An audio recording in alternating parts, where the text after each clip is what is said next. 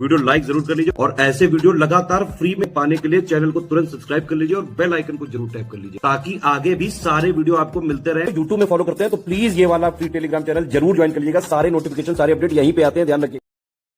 नमस्कार दोस्तों, स्वागत है आपका डे 2 में। जो हम लोग बीपीएससी के लिए मोस्ट इंपॉर्टेंट 50 क्वेश्चन की सीरीज़ लेके आए हैं, उसका ये दूसरा दिन है और दूसरा वीडियो है। अगर आपने पहला नहीं देखा है तो प्लीज़ पहला देखिए, ठीक है। प्रीलिम्स को टारगेट करके डे वाइज सीरीज़ चला रहा हूँ मैं। मेरा नाम है Ashish Tiwari. Study for civil services का ही ये चैनल है जो कि आपके लिए हेल्पफुल होगा बहुत ज़्यादा। और बाकी आप बीपीएससी का पूरा सिलेबस कवर करना चाहते हैं, पूरा कोर्स हमारा ज्वाइन करना चाहते हैं जिसमें प्रीलिम्स मेंस सब कुछ कवर कराएंगे हम और इंटरव्यू तक आपकी गाइडेंस रहेगी, तो आप अभी इन नंबरों पे कांटेक्ट कर सकते हो, ठीक है। तो चलिए वीडियो को शुरू करते हैं।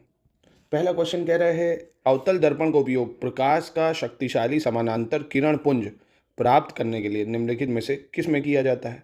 The concave mirror is used to obtain a powerful parallel beam of light in which of the following. तो कॉन्केव मिरर का यूज़ करते हैं हम लोग टॉर्च में, सर्च लाइट में और वाहनों की हेडलाइट में। देखो ये बीम छोड़ती है ना, एक लाइट छोड़ती है, तो तीनों में ही यूज़ करते हैं हम इसका कॉन्केव मिरर का यूज़, यानी अवतल दर्पण का यूज़। टॉर्च, सर्च लाइट और हेडलाइट ऑफ व्हीकल तीनों सही होगा। चलिए सेकंड पे आ जाते हैं। कह रहे एक ग्राम बर्फ जिसका तापमान 0 डिग्री सेल्सियस है, उसे वाष्प में बदलने के लिए कितने कैलोरी ऊष्मा की आवश्यकता होती है? 180 कैलोरी, 1440 कैलोरी, 360 या 720? तो देखिए, अगर जिस बर्फ़ का तापमान 0 डिग्री सेल्सियस, अगर आप उसको वाष्प में बदलना चाहते हैं तो उसको 720 कैलोरी देनी पड़ती है। कितनी देनी पड़ती है? 720 कैलोरी देनी पड़ती है। चलिए नेक्स्ट देखते हैं। कह रहे हैं, दृष्टिपटल पर बने किसी प्रतिबिंब को हटा लेने पर वह प्रतिबिंब कितने सेकंड तक दिखाई देता रहता है? Even after removing an image form on the retina, हमारी जो आंख में बनता है, that image remain visible for how many second? तो ये दोस्तों 1/16 सेकंड तक हमें दिखाई देता है। 1/16 सेकंड या 1/16 सेकंड तक हमें दिखाई देता है, ठीक है, याद रखिएगा 1/16 सेकंड। चलिए देखते हैं फोर्थ क्वेश्चन। फोर्थ कह रहा है, भारत में हम अपने सामान्य घरेलू उपयोग के लिए 220 वोल्ट और कितने हर्ट्ज वाली बिजली आपूर्ति का उपयोग करते हैं?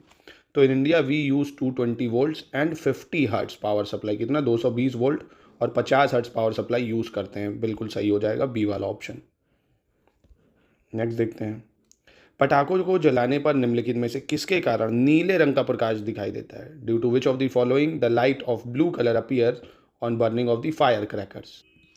तो दोस्तों देखिए, स्ट्रोंटियम की वजह से हमें लाल रंग दिखाई देता है, सोडियम की वजह से हमें पीला रंग दिखाई देता है, बेरियम की वजह से हमें हरा रंग दिखाई देता है और कॉपर की वजह से हमें नीला रंग दिखाई देता है। याद रखिएगा इसको। स्ट्रोंटियम की वजह से लाल, सोडियम की वजह से पीला, बोरियम की वजह से हरा और कॉपर की वजह से नीला, ठीक है। चलिए नेक्स्ट देखते हैं। निम्नलिखित में से किस धातु की अभिक्रियाशीलता सबसे कम है? Which of the following metal has least reactivity?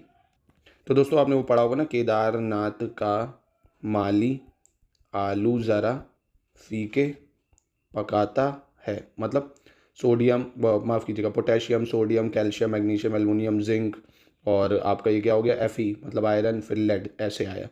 ये रिएक्टिविटी सीरीज नीचे जाओगे तो कम होती जाएगी, है ना। क्या होती जाती? कम होती जाती।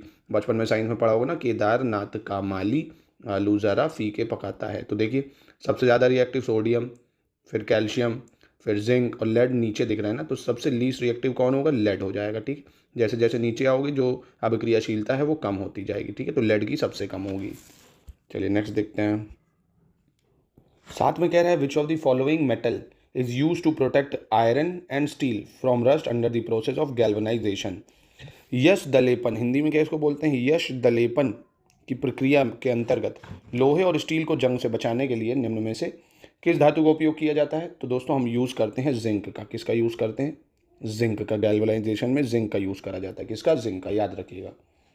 चलिए 8th पे आते हैं। निम्नलिखित में से कौन सा विकल्प सही है ये बताना है, ठीक है। कौन सा विकल्प सही है? थायमाइन की कमी से अस्थमा होता है, तो ये गलत है दोस्तों। अस्थमा जो होता है वो किसकी वजह से होता है? अस्थमा पैंथोनिक एसिड की वजह से होता है। अस्थमा को आप यहाँ कर लो, ये पैंथोनिक एसिड की वजह से हो जाता है अस्थमा, ठीक। दूसरा, राइबोफ्लिन की कमी से चेलियोसिस रोग होता है, ये बिल्कुल सही है, ठीक है, ये बिल्कुल सही हो जाएगा आपका। नियासिन का कमी से दोस्तों ये आपका पेलेग्रा होता है। नियासिन से क्या होता है? पेलेग्रा हो जाता है। और थायमाइन की कमी से बेरी बेरी होता है। थायमाइन की कमी से बेरी बेरी, तो याद रहेगा थायमाइन की कमी से बेरी, नियासिन से पेलेग्रा, पैंथोजेनिक की वजह से एस्थमा हो जाता है और राइबोफ्लिन से चेलियोसिस। चलिए 9 देखते हैं। कह रहे हैं निम्नलिखित में से कौन सा रोग आयोडीन की कमी से नहीं होता है? Which of the following disease is not cause by the iodine deficiency? बुद्धिहीनता, घेंगा रोग, मंद शारीरिक वृद्धि या रुधिर क्षीणता? तो दोस्तों ये सब आयोडीन की कमी से होता है। रुधिर क्षीणता जो है ये कॉपर की कमी से होता है। किसकी? कॉपर की कमी से होता है। ठीक है, चलिए नेक्स्ट देखते हैं 10। कह रहा है निम्नलिखित में से कौन से अम्लों को सूक्ष्म पोषक तत्व कहा जाता है? Which of the following acids are called micronutrients? Micronutrients acetic acid को भी बोलते हैं, सिट्रिक एसिड को भी बोलते हैं और लैक्टिक एसिड को भी बोलते हैं। ठीक है, एसिटिक एसिड, सिट्रिक एसिड और लैक्टिक एसिड, इन तीनों को ही क्या बोला जाता है? माइक्रोन्यूट्रिएंट्स बोला जाता है। ठीक है, चलिए 11 देखते हैं। कह रहे हैं निम्नलिखित में से कौन सा विकल्प गलत है ये बताना है। ठीक है, कौन सा विकल्प गलत है? लाल दवा या रेड मेडिसिन पोटेशियम परमैंगनेट को बोलते हैं। लाल दवा किसको बोलते हैं? पोटेशियम परमैंगनेट, तो ये ठीक है। कास्टिक पोटैश सोडियम हाइड्रोक्साइड को बोलते हैं, ये गलत है। ये पोटेशियम हाइड्रोक्साइड को बोला जाता है। किसको बोलते हैं? पोटेशियम हाइड्रोक्साइड को। कास्टिक पोटाश किसको बोलते हैं? Potassium hydroxide. विरंजक चूर्ण कैल्शियम हाइपोक्लोराइड, विरंजक चूर्ण किसको बोलते हैं? कैल्शियम हाइपोक्लोराइड, ये भी सही है। और चूने के पानी को कैल्शियम हाइड्रोक्साइड, चूने को पानी को कैल्शियम हाइड्रोक्साइड, तो ये सारे सही है, बस ये गलत हो जाएगा। कॉस्टिक पोटाश को क्या बोलते हैं? Potassium hydroxide. चलिए 12 देखते हैं। 12 क्या कह रहे हैं? निम्नलिखित में से किस रोग का टीका डीपीटी टीके के तहत नहीं लगाया जाता है? देखिए टिटनेस, डिप्थीरिया, हुपिंग कफ यानी काली खांसी, इन सब में डीपीटी इंजेक्शन लगता है। 6 रोग यानी टीबी में बीसीजी इंजेक्शन लगता है। कौन सा? बीसीजी। तो याद रखिएगा डीपीटी से टिटनेस, डिप्थीरिया और हुपिंग कफ यानी काली खांसी में लगता है। चलिए नेक्स्ट देखते हैं। कह रहे हैं निम्नलिखित में से किसे कोशिका के प्रोटीन संश्लेषण के केंद्र के रूप में जाना जाता है? Which of the following is known as protein synthesis centre of the cell? तो protein synthesis centre of the cell के रूप में जाना जाता है राइबोसोम को। किसको जानते हैं? राइबोसोम को। ठीक है, और ये भी जान लीजिए जैसे लाइजोसोम होता है उसको कोशिका की आत्महत्या की थैली बोलते हैं या suicide bag of the cell बोलते हैं। क्या बोलते हैं? इंपॉर्टेंट है ये। कोशिका की आत्महत्या की थैली किसको बोलते हैं? लाइजोसोम को। लाइजोसोम या सुसाइडल बैग बोला जाता है। क्लोरोप्लास्ट को क्या बोलते हैं? कोशिका का प्रकाश संश्लेषण केंद्र। क्या बोलते हैं? कोशिका का प्रकाश संश्लेषण केंद्र। राइबोसोम को कोशिका का प्रोटीन संश्लेषण केंद्र बोलते हैं या सिंथेसिस ऑफ प्रोटीन बोलते हैं। क्रोमोसोम को आनुवंशिकी गुणों का वाहक, क्रोमोसोम आनुवंशिकी गुणों का वाहक, तो ये याद रखिएगा। चलिए नेक्स्ट देखते हैं। कह रहे जीरोपैथेलमिया रोग में किस विटामिन की कमी से नेत्र की कॉर्निया सूख जाती है? In xerophthalmia disease the cornea of the eye gets dried due to deficiency of which vitamin? तो दोस्तों ये सूख जाती है विटामिन ए की कमी के कारण। ठीक है, विटामिन ए की कमी के कारण हमारी आंखों में दिक्कत आने लगती है। ठीक है, चलिए निम्नलिखित में से गलत विकल्प का चयन करना है। कौन सा विकल्प गलत है? ठीक है, सबसे बड़ी हड्डी फीमर, ठीक है। सबसे छोटी हड्डी स्टेपिस, ठीक है। सबसे बड़ी ग्रंथि साइटिका, ये गलत है। सबसे बड़ी जो ग्लैंड होती है, ग्रंथि होती है, वो यकृत या लीवर होता है। यकृत या लीवर होता है। ठीक है, सबसे बड़ी ग्रंथि यकृत या लीवर होता है। और सबसे बड़ी अंतःस्रावी ग्रंथि थायराइड ग्रंथि या थायराइड ग्लैंड। ठीक है, 16 देखते हैं। 16 क्या कह रहे हैं? 16 में भी गलत विकल्प का चयन करना। कौन सा गलत है? पौधों का भाग और खाने वाली सब्जी। आलू का तना खाया जाता है, ठीक है। प्याज की जड़ खाते हैं, गलत है। प्याज का भी क्या खाया जाता है? तना खाया जाता है। मेथी की पत्तियां खाई जाती हैं, ठीक है। फूल गोभी पे फूल खाए जाते हैं, ठीक है। ठीक है, तो याद रखिए ऑनियन की भी स्टेम खाई जाती है। चलिए 17 देख लेते हैं। कह रहे ओखरिन कुंड जलप्रपात निम्नलिखित में से किस जिले में है? Okharin Kund waterfall is located in which of the following district? तो ओखरिन कुंड दोस्तों ये है आपका रोहतास में। कहाँ पे है? रोहतास में, याद रखिएगा। ओखरिन कुंड जलप्रपात कहाँ पे है? रोहतास में है। गोपात रिवर पे है, रोहतास में। ठीक है, रोहतास। चलिए 18 देखते हैं। निम्नलिखित में से कौन सी झील सहरसा जिले में स्थित है? कौन सी झील सहरसा जिले में स्थित है? तो दोस्तों भगवा चौर जो है ये सहरसा, बिहार के सहरसा जिले में। कहाँ पे है? सहरसा जिले में। और ये भी देख लो चैता चौर, ये पश्चिम चंपारण में है। कहाँ पे? पश्चिम चंपारण। मानसी चौर ये खगड़िया में है। भरथुआ चौर मुजफ्फरपुर में है और भगवा चौर सहरसा में है। ठीक है, तो इसको भी याद रखना। चैता चौर वेस्ट चंपारण, मानसी खैगरा और भरथुआ चौर मुजफ्फरपुर और भगवा चौर सहरसा। ठीक है, 2011 की जनगणना के अनुसार बिहार राज्य की जनसंख्या का घनत्व कितना था दोस्तों? तो बिहार की जनगणना के अनुसार, मतलब 2011 की जनगणना के अनुसार बिहार की जो पॉपुलेशन डेंसिटी हो 1106 पर्सन पर स्क्वायर किलोमीटर। ठीक है, 1106 व्यक्ति प्रति वर्ग किलोमीटर। चलिए नेक्स्ट देखते हैं। 10वीं कृषि जनगणना 2015-16 के अनुसार निम्नलिखित में से किस राज्य में जोतों की संख्या में सर्वाधिक वृद्धि दर्ज की गई है? In which of the following state the maximum increase in number of holding has been recorded as per 10th agriculture. तो ये करी गई है दोस्तों कहाँ पे?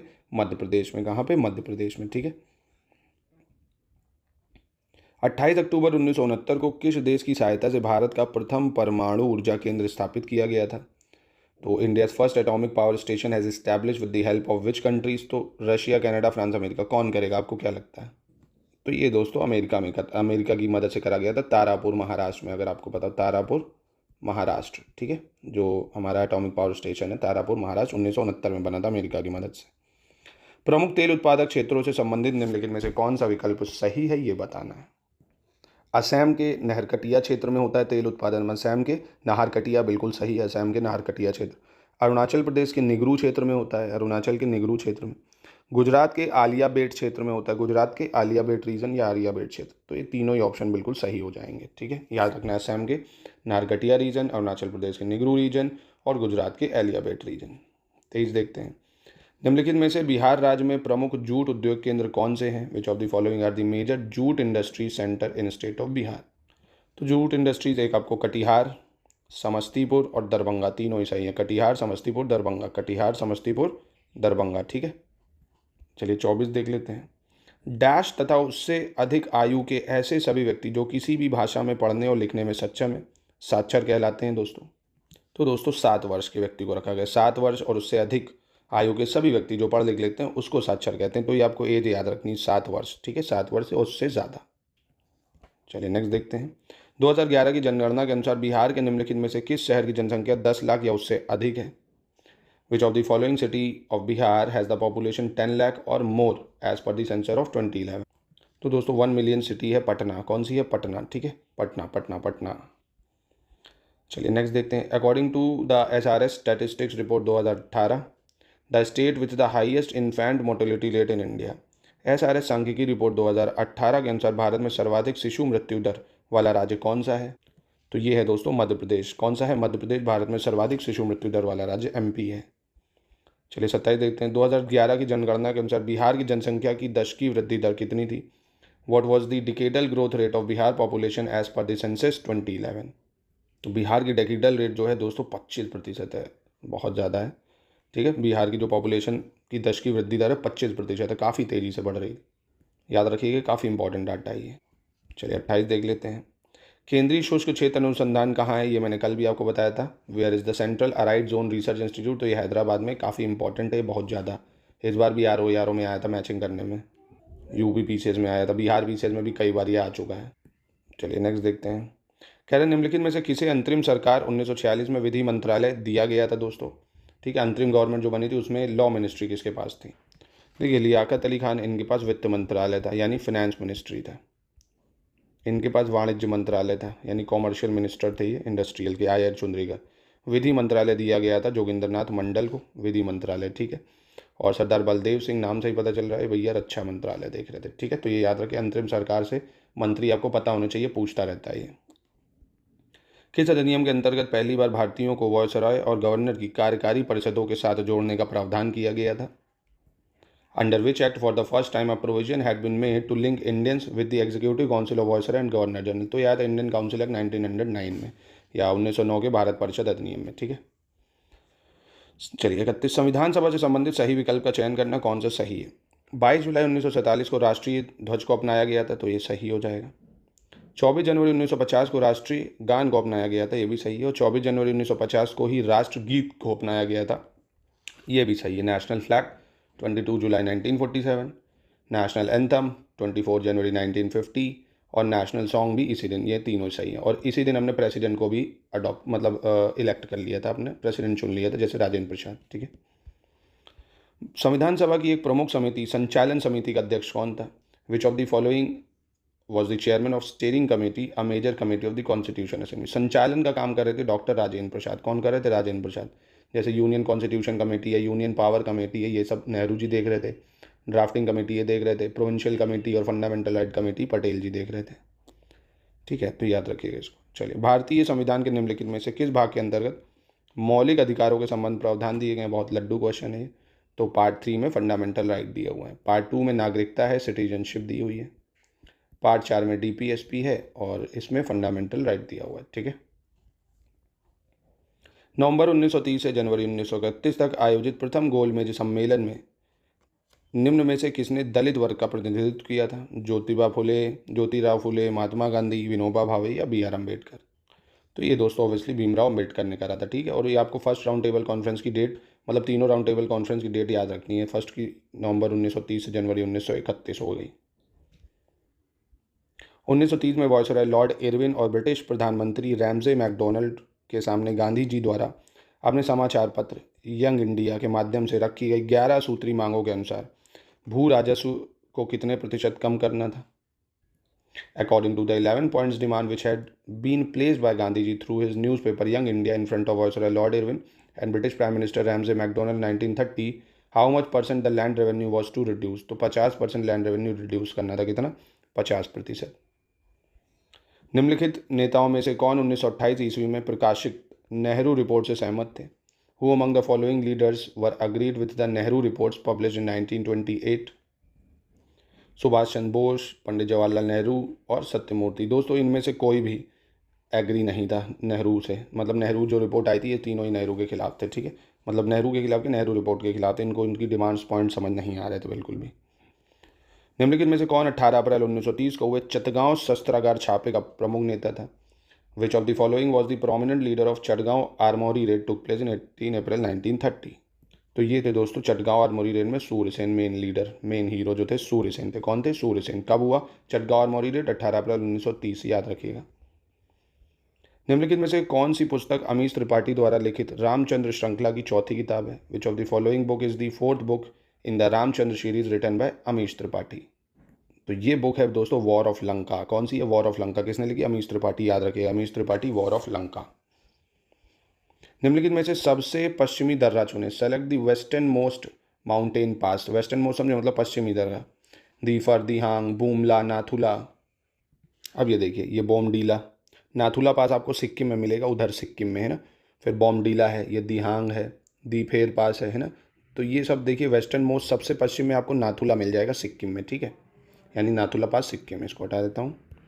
नाथुला पास सिक्किम सबसे वेस्टर्न होगा, ठीक है।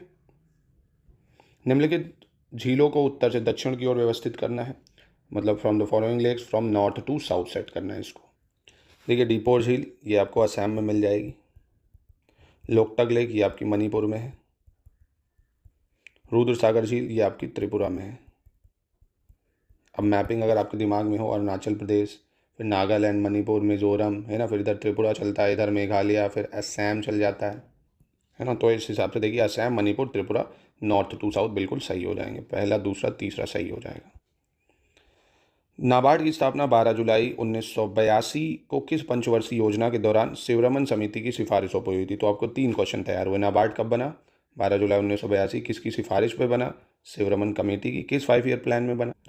तो ये बनेगा 1980 से 85 के 5 ईयर प्लान में, और इस टाइम 6th 5 ईयर प्लान रहेगा। कौन सा 5 ईयर प्लान है? 6th 5 ईयर प्लान, याद रखिएगा, 1980 से 85। निम्नलिखित में से सही विकल्प का चयन करना है दोस्तों। कौन सा सही है?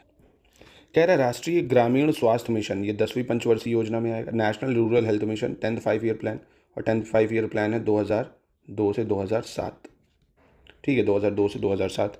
राष्ट्रीय जननी सुरक्षा 9वीं पंचवर्षीय योजना गलत है, ये भी 2005 में आएगा, 10वीं पंचवर्षीय योजना में। राष्ट्रीय बागवानी मिशन 8वीं पंचवर्षीय योजना, ये भी गलत है, ये भी आ जाएगा 10वीं पंचवर्षीय योजना में 2005-06 में, ठीक है। यानी इसका सिर्फ पहला सही होगा, ठीक है। स्वतंत्र भारत के प्रथम मंत्रिमंडल 1947 निम्नलिखित में से किसे संचार मंत्रालय सौंपा गया था? Who among the following had been handed over the ministry of communication in the first cabinet of free India? तो देखिए ये अंतरिम कैबिनेट की बात नहीं कर रहा, ये कह रहा है जो प्रथम मंत्रिमंडल बना, तो इसमें भी इनको रक्षा मंत्रालय में मिला था। राजकुमारी अमृत कौर को जो मिला था वो हेल्थ मिनिस्ट्री मिली थी, इनको स्वास्थ्य जिसको बोलते हैं। CH भाभा को वाणिज्य मिला था, यानी कॉमर्शियल मिनिस्ट्री मिली थी, और इनको संचार मिनिस्ट्री मिला था। किसको? रफ़ी अहमद किदवई को संचार मिनिस्ट्री, रफ़ी अहमद किदवई संचार मिनिस्ट्री, ठीक है। काफ़ी अच्छा रिवीजन इससे आपका हो जाएगा। निम्नलिखित में से कौन संविधान सभा के सचिव थे दोस्तों? Who among the following was the secretary of constitution assembly? Most important question. तो कॉन्स्टिट्यूशन असेंबली के सेक्रेटरी थे HVR अयंगर। कौन थे? HVR अयंगर। चलिए आगे देखते हैं। प्रारूप समिति में BL मित्तर, जिन्होंने खराब स्वास्थ्य के कारण इस्तीफा दे दिया था, उनके स्थान पर निम्नलिखित में से किसे नियुक्त किया गया था? Who among the following had appointed नहीं, who among the following had been appointed in place of BL Mitter in drafting committee who has resign due to ill health. तो ये ले लिया था एन माधव राव ने, ठीक है, एन माधव राव ने रिप्लेस करा था BL मित्तर को, ठीक है। बिहार में 16 दिसंबर 1916 को होम रूल लीग का प्रारंभ किस जिले में हुआ था? होम रूल लीग 1916 में बिहार से, तो ये हुआ था पटना से। कहाँ से? पटना से, ठीक है। बिहार में 1916 को होम रूल लीग का प्रारंभ हुआ पटना से। चलिए 47 देखते हैं। अपने शासनकाल के दौरान निजामुद्दीन मोहम्मद खलीफा को अपने साम्राज्य के दीवाने कुल के रूप में किसे नियुक्त किया था? During his reign who among the following had appointed Nizamuddin Mohammad Khalifa as the Diwane Kul of his empire? तो दोस्तों ये करा था बाबर ने, ठीक है। किसने करा था भैया? किसने किया था? बाबर ने, ठीक है, बाबर ने। चलिए, अवध के निम्नलिखित में से किस नवाब ने सबसे अधिक समय तक शासन किया? विच of the following Nawab of Awadh had ruled the longest period of time?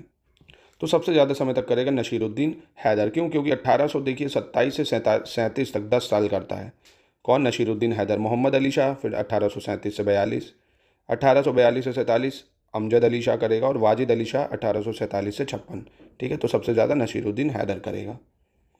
एक इतालवी यात्री या इटालियन जिसको बोलेंगे, कौन? निकोलो कॉन्टी, किस शासक के समय 15वीं शताब्दी के दौरान विजयनगर आया था? बहुत इंपॉर्टेंट है निकोलो कॉन्टी, इटालियन ट्रेवलर, ठीक है। तो ये 15वीं शताब्दी में आया था देवराय प्रथम के शासनकाल में। विजयनगर का रूलर था देवराय प्रथम, उसके शासनकाल में आया था निकोलो कॉन्टी। चलिए अंतिम क्वेश्चन।